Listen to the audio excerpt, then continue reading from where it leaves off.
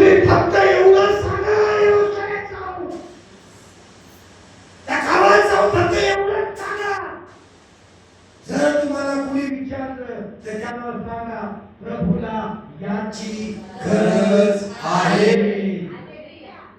जो हे ऐके तो ताबडतोब कारभारा सोडून तुमच्या बरोबर पाठवून देईल. आज कित्येक लोक असे आहेत जगामध्ये की ज्यांना प्रभू कोण आहे हे माहिती नाही.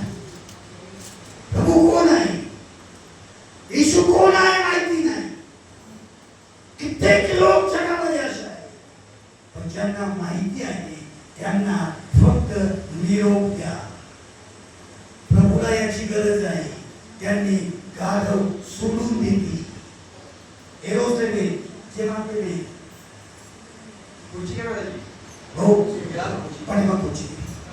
जेव्हा एरोसलेमेमध्ये ज्ञानी आणि विद्वान लोक गेले, येशूच्या समोर गेले. बघा, येशूचा जन्म झालेला आहे.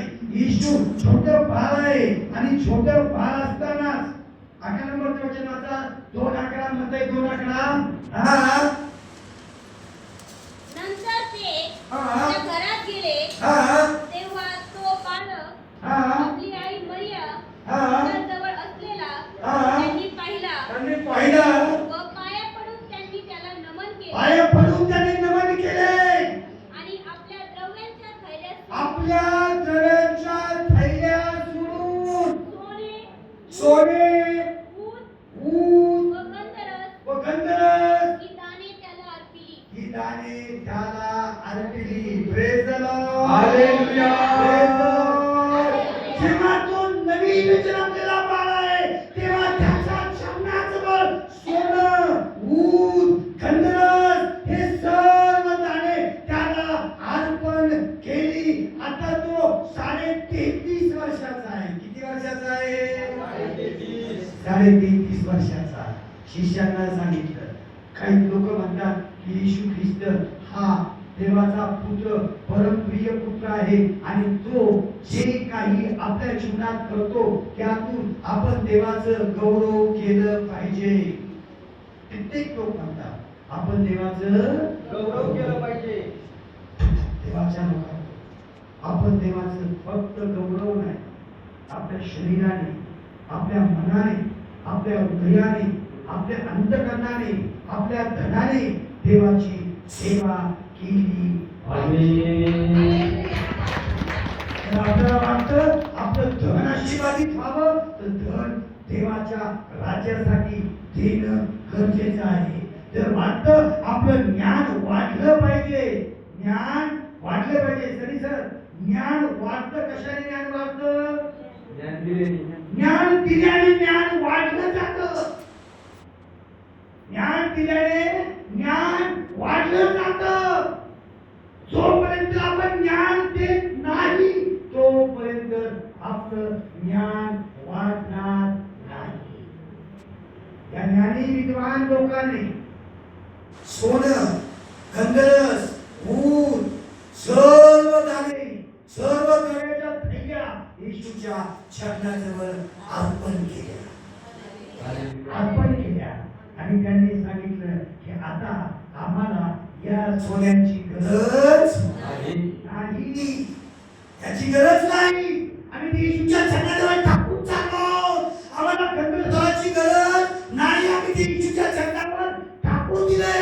आम्हाला उदाची गरज नाही, आम्ही येशूच्या चरणावर टाकून दिले.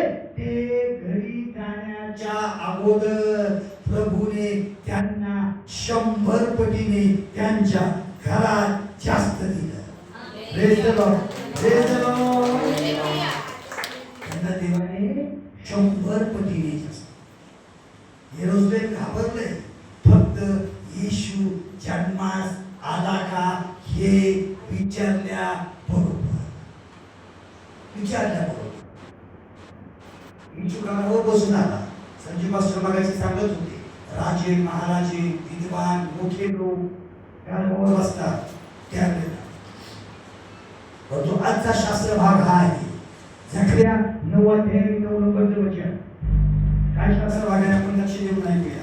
सियोन कन्ये सियोन कन्ये जोराने आनंदाचा गजर कर. जोराने आनंदाचा गजर कर. यरूशलेम कन्ये यरूशलेम कन्ये गजर कर. गजर कर. पहा पहा तुझा राजा तुझ्याकडे येत आहे. तुझा राजा तुझ्याकडे येत आहे. तो न्यायी तो न्यायी व त्याच्या ठाई तारण आहे. व त्याच्या ठाई तारण आहे. तो लीन आहे. तो लीन आहे. गाढवावर गाढवावर गाढवीच्या पिलावर गाढवीच्या पिलावर म्हणजे शिंगरावर म्हणजे बसलेला आहे. शिंगरावर बसून तो येत आहे. Hallelujah. Praise the Lord. Praise the Lord. Praise the Lord. येशू गाढवावर बसून येरूशलेमेतच का गेला? कारण शास्त्र पाठ करण्यासाठी त्याच्याद्वारे हा. भविष्यवाणी केली होती ती पूर्ण व्हावी म्हणून असं झालं. टाळ्यावाजून देवाचं गौरव करूया. भविष्यवाणी झाली आहे. आता ही भविष्यवाणी खरी आहे की खोटी आहे याचं उदाहरण आपण वाचलेलं आहे. मत्तईच्या 2ऱ्या अध्यायामध्ये काय वाचलेलं आहे? ज्ञानी आणि विद्वान लोक येरूशलेमेत गेले आणि काय विचारलं?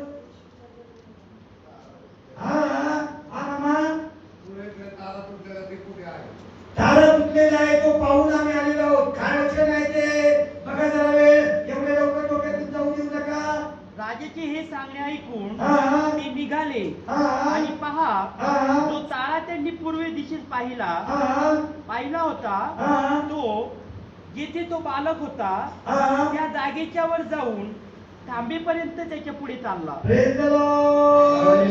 Praise the Lord. Praise the Lord. आता हे येरूशलेमेत गेले. काय पाहून आले? नंतर ते त्या घरात गेले हा. तेव्हा ठीक आहे, सर, बरोबर, बघा. 9:9 एक पासून हा. हेरोद राजाच्या काळात हा. यहुदियातील हा. बेथलेहेमात हा. येशूच्या जन्मानंतर हा. पहा पूर्वेकडून मागील लोक हा. येरूशलेमेत येऊन विचारपूस करू लागले. येरूशलेमेत येऊन विचारपूस करू लागले. कुठे येऊन विचारपूस करू लागले? येरूशलेमेमध्ये. हा. आणि काय विचारपूस करू लागले? की यहुद्यांचा राजा जन्मास आला हा. तो कोठे आहे? हा. कारण आम्ही हा. पूर्व दिशेस हा. त्याचा तारा पाहू हा. त्याला नमन करण्यास आलो आहोत. Praise the Lord. ते कशावर चालत आले? तारा पाहू. बरोबर. तारा येरूशलेमेत थांबलाय का? थांबलाय का? येरूशलेमेत जाण्याची गरज काय? हेरोदाच्या दरबारात जाण्याची गरज काय? कुठून आले थकीपासून ते?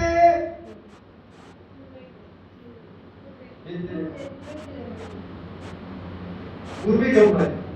पूर्वेकडून ते आलेले आहे. कुठपर्यंत आले? येरूशलेमेपर्यंत. काय पाहून आले? तारा पाहून आले. तारा थांबलाय का हेरोदाच्या दरबारावर? थांबलाय का? शरीरात तुम्ही काय वाचलं? तारा कुठे थांबला? पूर्वी दिशेस. हा. राजाचे हे सांगणे ऐकून हा. ते निघाले हा. राजाचे सांगणे ऐकून निघाले. आणि पहा आणि जो पहा तारा त्यांनी पूर्व दिशेस पाहिला होता जो तारा त्याने पूर्व दिशेस पाहिला होता तो येथे तो बालक होता जेथे तो बालक होता त्या जागेच्या वर जाऊन त्या जागेच्या वर जाऊन थांबेपर्यंत त्यांच्या पुढे चालला. त्यांच्या पुढे चालला. Praise the Lord. Hallelujah. जिथून निघले तिथून तारा त्यांच्या पुढे आहे. मध्ये थांबायची काही गरज आहे का? काही गरज आहे का? देवाच्या लोकांनो, प्रभूने आपणास जेव्हा निवडलेला आहे तेव्हापासून प्रभू आपल्या बरोबर आहे. जेव्हा प्रभूने आपल्याला आशीर्वाद दिला आहे तेव्हापासून आपण आशीर्वादित आहोत. सर, देवाचा आत्मा आपल्या जवळ आहे आणि जर माझा ध्येय म्हणतो की तुझ्या शत्रूने तयार केलेलं कोणतंच हत्यार तुझवर चालणार नाही. काय म्हणतो देव? तुझ्या शत्रूने तुझ्या विरुद्ध हा. चालवण्यासाठी घडवलेलं हा. कोणतंही हत्यार तुझ्यावर चालणार नाही. कोणतंच हत्यार चालणार नाही. सगळे बोलतात Praise the Lord. Praise the Lord. Hallelujah. एकही हत्यार चालणार नाही. पण हत्यार पाहून घाबरायचं काय कारण आहे? येरूशलेम घाबरलं. आणि फक्त त्यांनी एवढंच ऐकलं आणि त्याचा तारा पाहून आलो. हेरोद म्हटला त्याच्याजवळ जर तारा आहे तर तो कोण आहे? Praise the Lord. Hallelujah. Praise the Lord.